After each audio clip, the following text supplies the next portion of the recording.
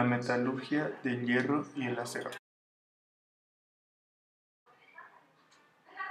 Para comenzar, hablaremos acerca de la industria del hierro y el acero. ¿Qué es el hierro? El hierro es un elemento químico, su número atómico es el 26, está en el grupo 8, periodo 4 de la tabla periódica de los elementos. Algunos prefieren llamarlo fierro. El símbolo es Fe, ya que viene del latín ferrum. El hierro tiene una masa atómica de 55.6. Su peso atómico es de 55.847. ¿Qué es el acero? El acero es una aleación de hierro con pequeñas cantidades de carbono y que adquieren con él temple, gran dureza y elasticidad. El acero admite tratamientos térmicos que mejoran algunas de sus cualidades.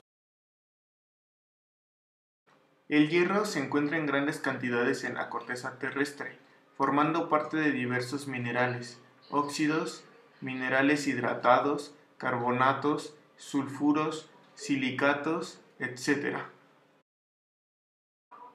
Desde tiempos prehistóricos, el hombre ha aprendido a preparar y procesar estos minerales por medio de operaciones de lavado, triturado y clasificado, separación de la ganga, calcinado, sinterizado y granulado para difundir los minerales y obtener hierro y acero.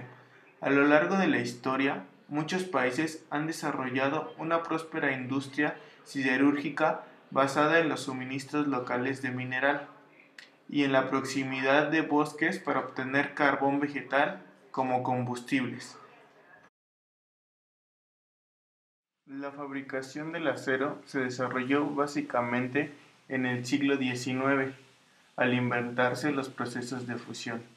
Hoy en día, la producción del acero es iniciativa de la prosperidad de una nación y constituye la base para la producción en serie de muchas otras industrias, como la construcción naval, la construcción de edificios y la fabricación de automóviles, maquinarias, herramientas y equipamiento doméstico. El desarrollo de los transportes, especialmente del marítimo, ha hecho económicamente rentable el intercambio internacional de las mercancías. Proceso de fabricación del acero. Coquización. El carbono metalúrgico es procesado en las plantas coquizadoras durante 18 horas, en hornos verticales recubiertos con ladrillo refractario, a fin de extraer el gas metano y otros subproductos como el alquitrán.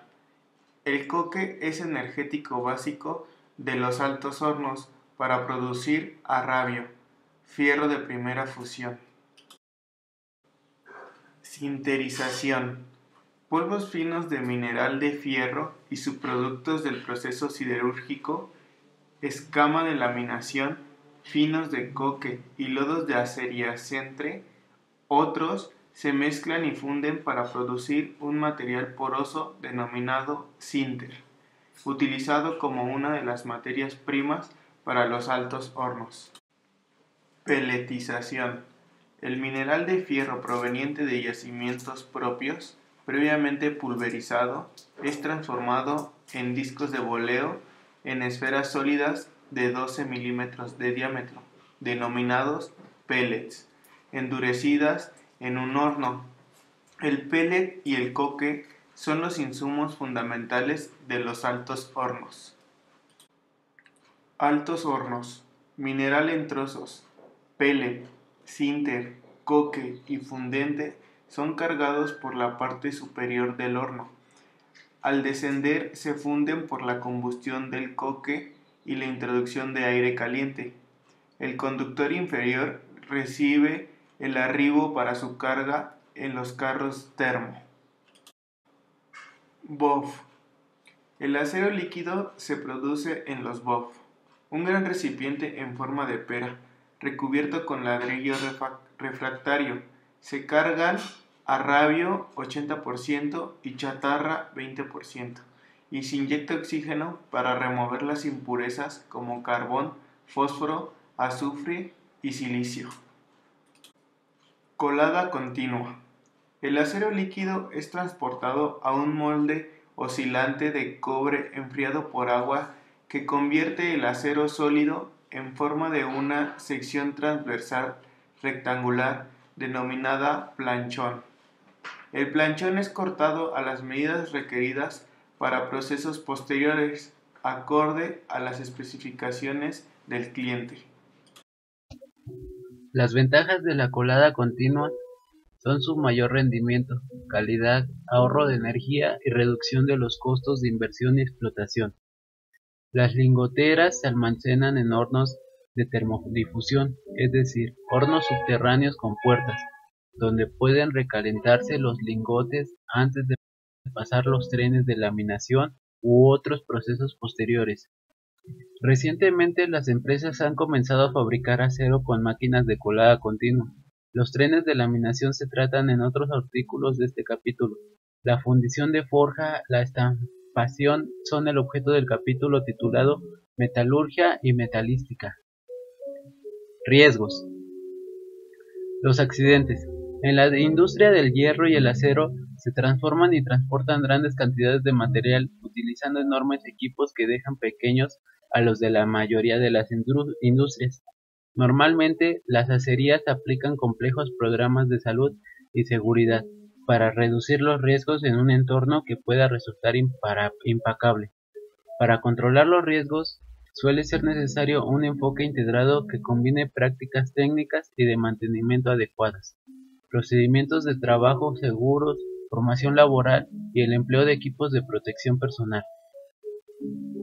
En muchos puntos del proceso, la fabricación del acero puede producirse quemaduras delante del horno durante el sangrado por material fundido o escoria, por derrames, salpicaduras o explosiones de metal caliente de trisoles o cubas durante su transformación, colada, mayormente vestido, se transporte por contacto con el material caliente mientras está formando el producto final.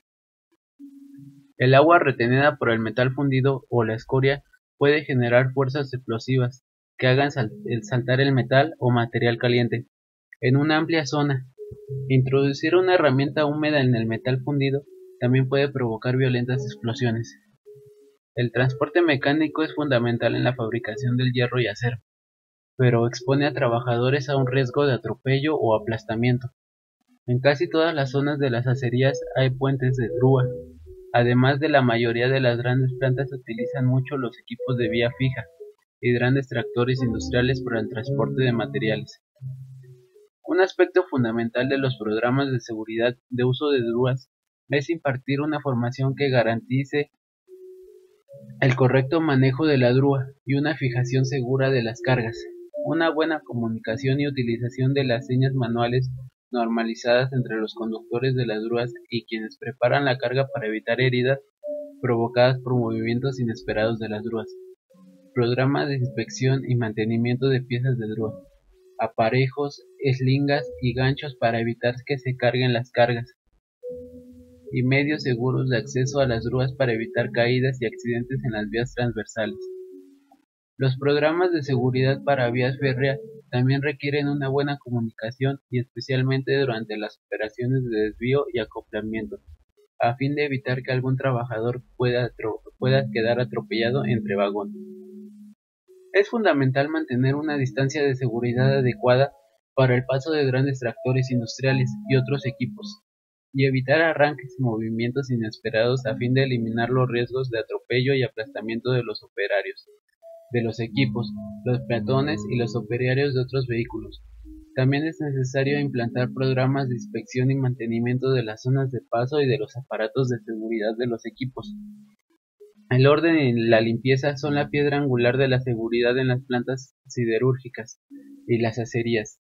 Los suelos y zonas de paso pueden quedar rápidamente obstruidos por materiales y útiles capaces de provocar tropiezos.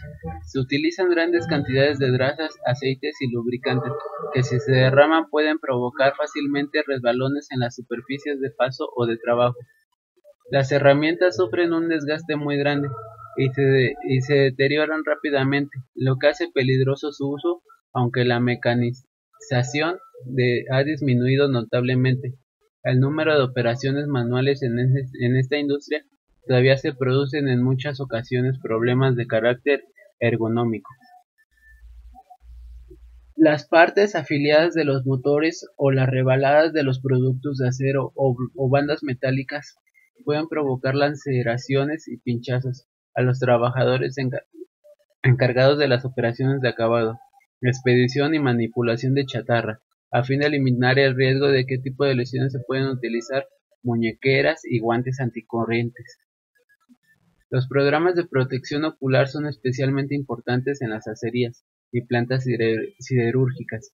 En muchas zonas existe el riesgo de que entren cuerpos extraños en los ojos, especialmente en las operaciones de manipulación de materias primas y acabado del acero, que comprende labores de amolado, soldadura y quema. El mantenimiento programado es especialmente importante para prevenir accidentes. Su finalidad es garantizar la eficiencia de los equipos y mantener las defensas en perfecto estado. Porque un fallo puede provocar accidentes, también es muy importante atenerse a las prácticas y normas de seguridad por la complejidad, dimensiones y velocidad de los equipos y maquinaria de progreso. Intoxicación por monóxido de carbono. Los altos hornos, los convertidores y los hornos de cohesión producen grandes cantidades de gases durante la fabricación de hierro y acero. Una vez separado el polvo, estos gases se emplean como combustible en las distintas instalaciones, y una parte se sumaría a industrias químicas para su utilización como materia prima. Estos gases contienen una gran cantidad de monóxido de carbono, el gas de altos hornos del 22 al 30%, el gas de hornos de choque del 5 al 10% y el gas de convertidores del 68 al 70%. A veces se producen emanaciones o fugas de monóxido de carbono por los fragantes o las cubas de los altos hornos o por las muchas tuberías que existen en el interior de las instalaciones, provocando de forma accidental intoxicaciones agudas por monóxido de carbono. La mayoría de las intoxicaciones se producen mientras se trabaja en inmediaciones en los altos hornos, especialmente durante las reparaciones. Otros casos se registran cuando se realizan trabajos cerca de los hogares y encendidos, visitas de inspección a las cubas u hornos o trabajos cerca de los tragantes.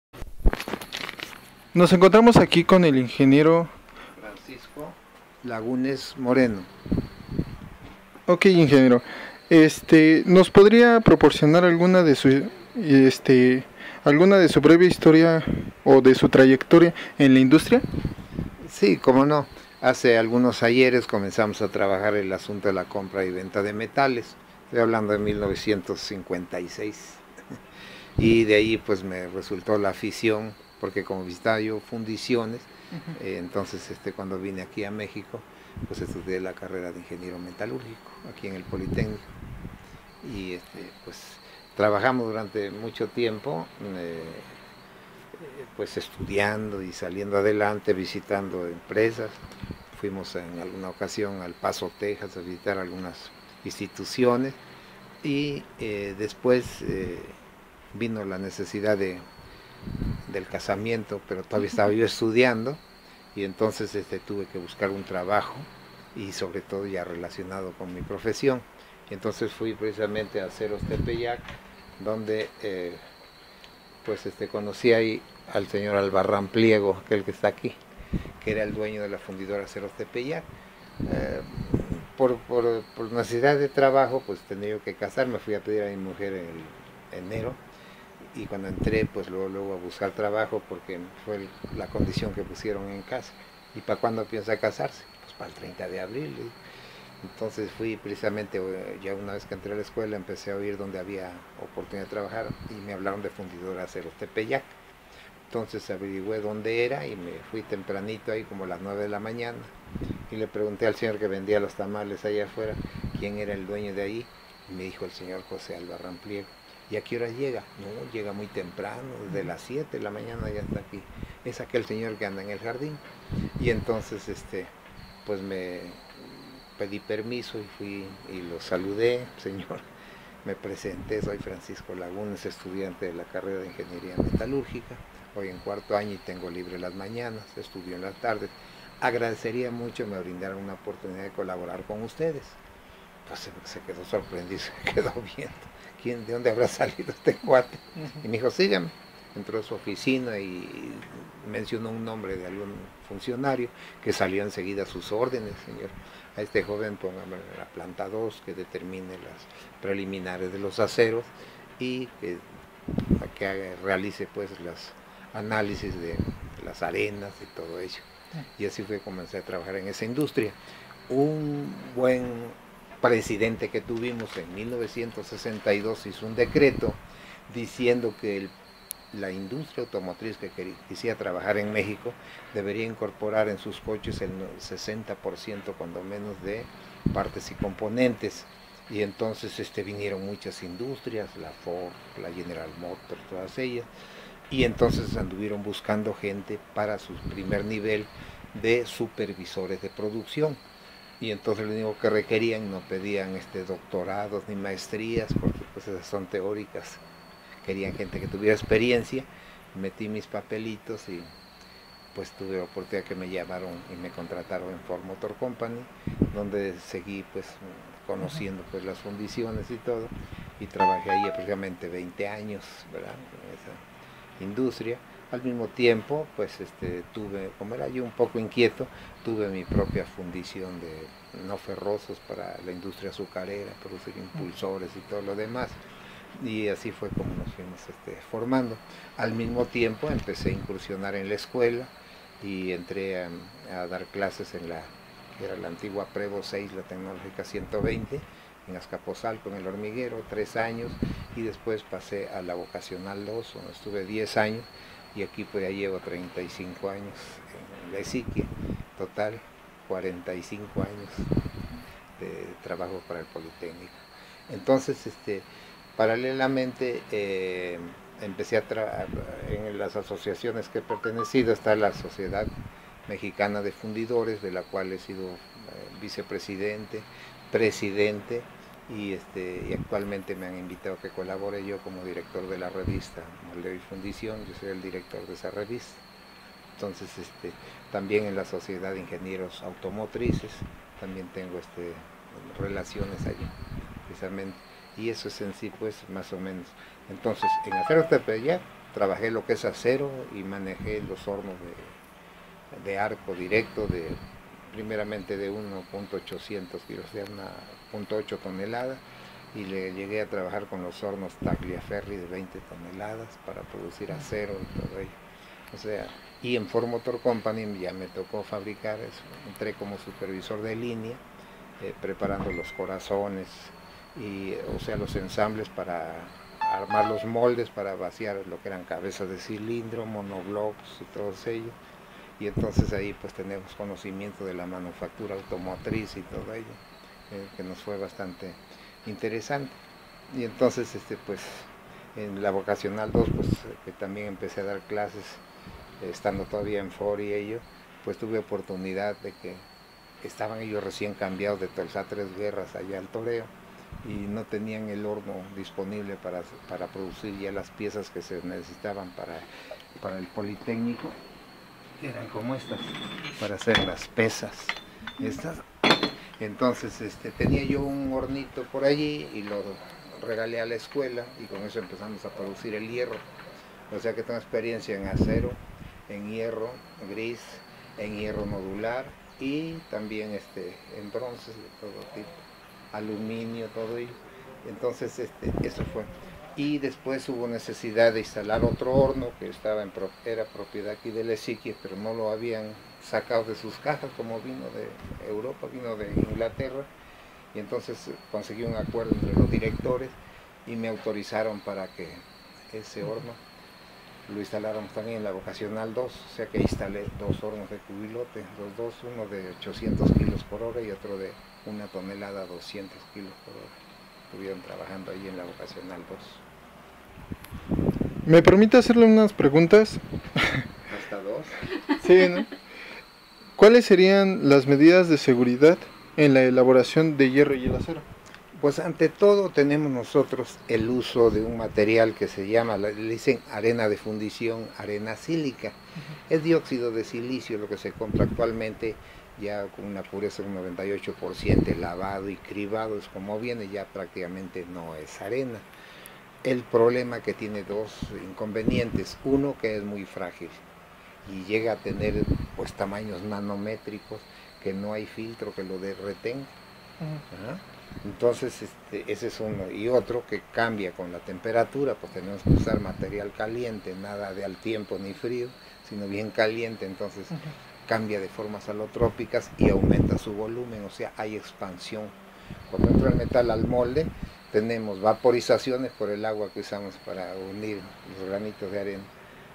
Tenemos combustiones con lo que le agregamos de materia pues combustible para permitir la expansión de los granos, pero esos son los graves inconvenientes. En Estados Unidos ya han estado haciendo pruebas con lo que es un producto de las escorias de aluminio, y le llaman la arena tiene un nombre muy especial. Ahorita se me va pues el nombre, como casi no lo uso, ¿verdad? Pero le llaman angular media, pero sí le llaman angular media, es el nombre con el que se conoce, y entonces con eso se le quita el peligro de la silicosis a la gente, porque la silicosis es un fenómeno, como es muy frágil, la arena es muy fino, hace, digamos, lo que antes decían los chinos: hazle a tu enemigo no una herida, sino hazle muy pequeñita, pero hazle 1000, y ese es el problema, y es lo que nos da. Entra el material ese filoso y hace una mini cortadura en los alvéolos pulmonares, esa cicatriza y endurece, y cuando son 1000 endurece, entonces llega un momento que ya pierden su expansión los alvéolos pulmonares. Ese es el peligro grave que tenemos en fundición, la silicosis. ¿Por qué no usamos otro tipo de arena? Hombre, porque esta es barata, rápidamente la conseguimos, echamos un pedido ahorita. ¿Cuánto quiere usted? Pues quiero 20 toneladas, magnífico, vamos a mandar un Thornton. Mándenos por favor su voucher que ya pagó. Entonces ya amanece aquí el material. Las otras que son la zirconia u otras arenas que hay que no tienen esa propiedad, que son más resistentes, pero están en Australia. Nomás imagínate, tarda un mes en llegar el pedido. Sí. Ese es el asunto, por eso tenemos ese ambiente, digamos, peligroso más que nada. ¿Qué tipo de residuos se generan en dicha industria y cuál es su impacto en el ambiente? Pues el impacto que ya dijimos es el polvo fino que se agrega, que es el dióxido de silicio, que es cortante y que provoca la silicosis, que son las mini heridas y mini cicatrices que se hacen, que deja de respirar la gente. Ese es el único problema que tenemos. El máximo, los humos y los demás, pues hemos logrado controlarlos porque se humidifican o de alguna manera se convierten en lodos que se pasan, digamos, a otro proceso. Ok, muchas gracias, ingeniero, y gracias por su tiempo y por brindarnos toda esa información.